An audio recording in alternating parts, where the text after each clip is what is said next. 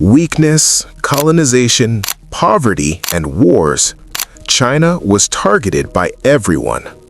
But from the ruins, it decided to rise, creating unmatched technologies, building its industries, and proving to the world that it is an unstoppable power. In this video, we reveal China's epic journey from humiliation to global dominance, and how it transformed from a century of disgrace into a world power that cannot be ignored.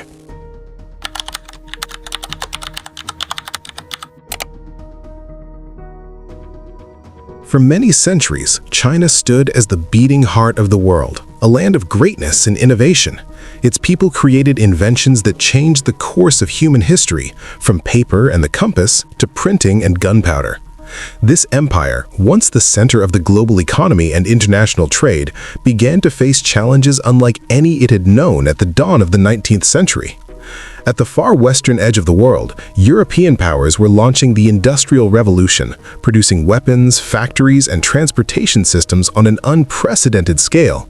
China, however, remained behind, inward-looking and isolated, living off the legacy of its former glory without modernizing its military or its systems of trade.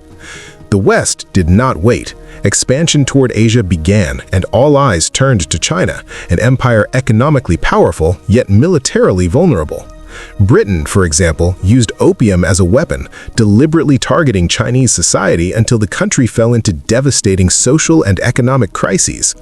The Chinese emperor attempted to resist, but resistance led to war, the First and Second Opium Wars, conflicts that humiliated China.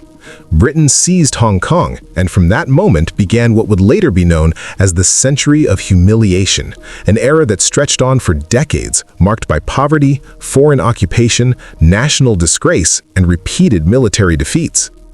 During this dark period, internal uprisings erupted across China.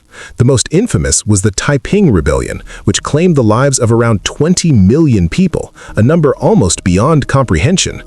Years of internal chaos and deep division followed, lasting until the fall of the empire in 1912 and the establishment of the Republic of China.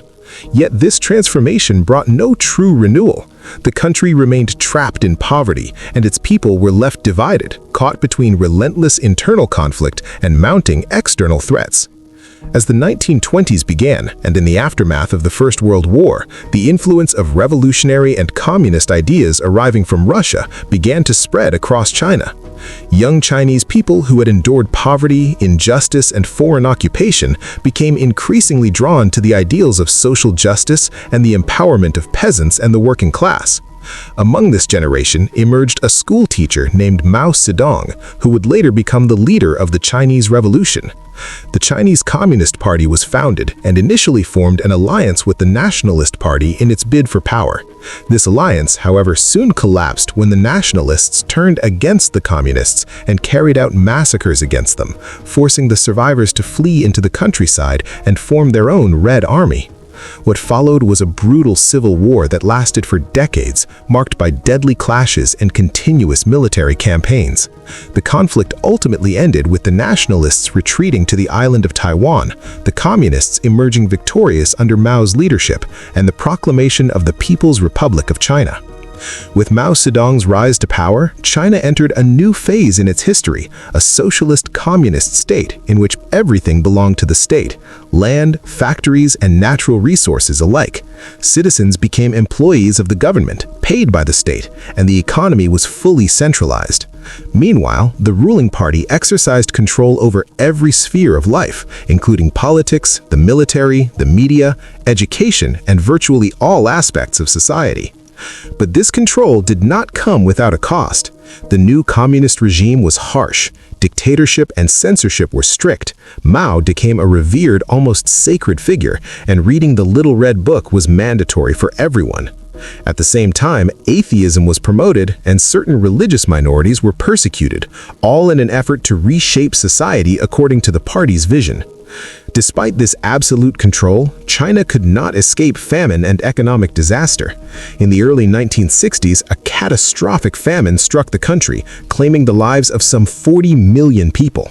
Meanwhile, Western nations were experiencing their post-World War II golden age, with a new global economic system led by the United States, where the dollar became the world's reference currency, and institutions like the International Monetary Fund and World Bank dominated the global economy. China could not maintain the same rigid economic system forever. After Mao Zedong's death in the late 1970s, Deng Xiaoping emerged as the new leader, recognizing that China needed to open up to the world. He studied the success of capitalist systems in nearby countries such as Taiwan, South Korea, and Malaysia, and decided to experiment with limited capitalism within a socialist framework by creating special economic zones.